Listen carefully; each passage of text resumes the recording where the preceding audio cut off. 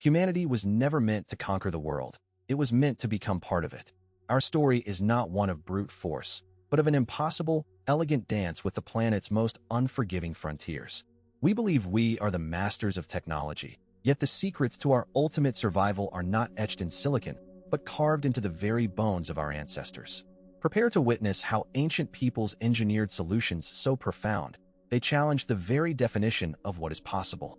This is the forgotten blueprint for human resilience, a story of ingenuity written in sand, ice, and stone. In the blistering, sun-scorched expanse of the Atacama Desert, a place so arid that scientists use it to simulate the surface of Mars, the Chinchorro people thrived for thousands of years by developing a revolutionary understanding of hydrology and preservation. Although surrounded by a landscape that receives less than a millimeter of rainfall annually, they meticulously followed ancient, almost invisible riverbeds to find precious pockets of water, creating small oases of life where none should exist, and allowing them to build communities in the driest non-polar desert on Earth. Furthermore, they pioneered the world's oldest artificial mummification techniques, not for kings, but for everyone, developing a complex chemical and spiritual process using manganese, ash, and reeds to coat their dead, a profound cultural adaptation that speaks to a deep connection with their ancestors in an environment that relentlessly erases all traces of life. In addition to their mastery over the scarce water sources, their entire society was built upon the hyper-arid coastline, where they harvested the rich marine life of the Humboldt Current, a stark contrast of oceanic bounty against terrestrial desolation that required an almost supernatural knowledge of tidal patterns and marine biology. Because they lived on this knife's edge between absolute barrenness and oceanic abundance, their legacy is not one of grand pyramids, but of a quiet, tenacious genius that allowed them to flourish for 7 millennia against all conceivable odds. Far to the north, amidst the blinding white chaos of the Arctic Circle, the Thule people, ancestors of the modern Inuit, engineered a life of impossible warmth and community within a world of perpetual, soul-crushing cold. They constructed semi-subterranean winter homes from whalebone and sod, structures so thermally efficient that the ambient heat from a few seal oil lamps and human bodies could maintain a livable temperature against the howling, sub-70-degree blizzards raging just inches above their heads. In addition to these remarkable dwellings, they perfected the kayak, a vessel of such hydrodynamic genius, a silent, skin-on-frame extension of the hunter's own body, that it allowed them to pursue massive marine mammals like bowhead whales in the treacherous, ice-choked waters of the polar sea.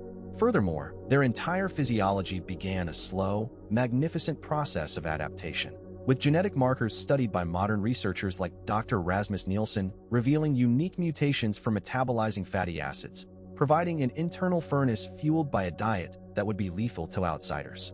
Although they faced months of absolute darkness and unimaginable isolation, their culture blossomed with intricate art carved from walrus ivory and a rich oral tradition that mapped the stars, the sea ice, and the human spirit, proving that the harshest environments often cultivate the most resilient and vibrant forms of human connection.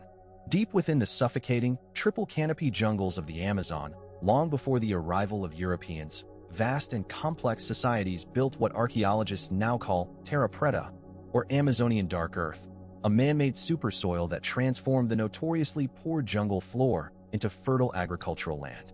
This was not an accidental byproduct of settlement, but a deliberate, large-scale act of ecological engineering, created by slowly burning vegetation in low-oxygen smolder pits to produce biochar, which was then mixed with pottery shards, animal bones, and organic waste over centuries.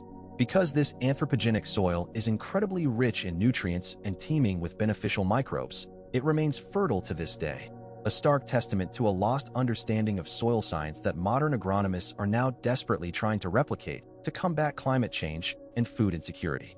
Furthermore, these civilizations managed immense orchards of domesticated trees and built intricate causeways and canals, challenging the outdated myth of a pristine, untouched wilderness and revealing, as documented by archaeologist Michael Heckenberger, that the Amazon was in fact a heavily managed, park-like environment shaped by human hands.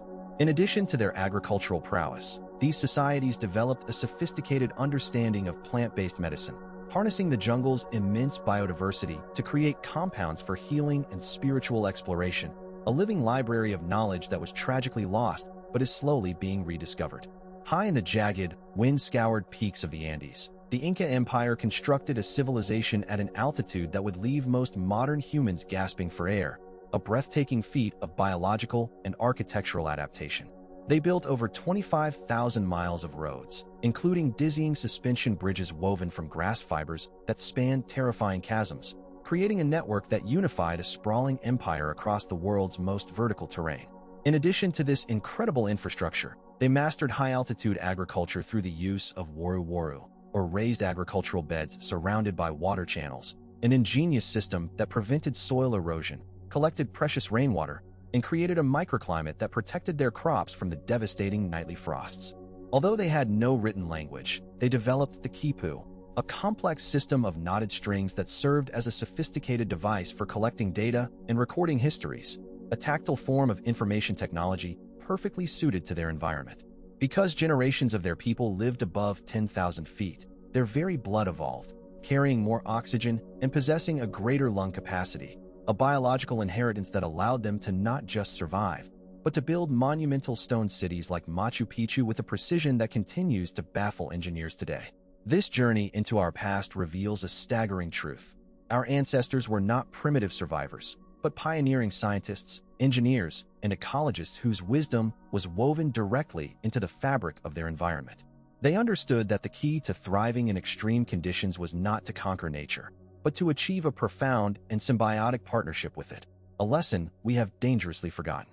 Their legacy is a powerful reminder that the most sophisticated technology is often the one that integrates seamlessly with the natural world, rather than seeking to dominate it. We are the descendants of this impossible ingenuity, carrying a genetic and cultural blueprint for resilience that lies dormant within us, waiting to be reawakened. This ancient knowledge is not a relic of a bygone era.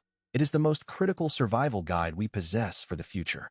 The challenges of our ancestors are becoming our own, and their solutions hold the key to navigating the extreme world we are now creating. It is time to look back, not with nostalgia, but with the focused eyes of a student, and learn once more how to dance with our planet.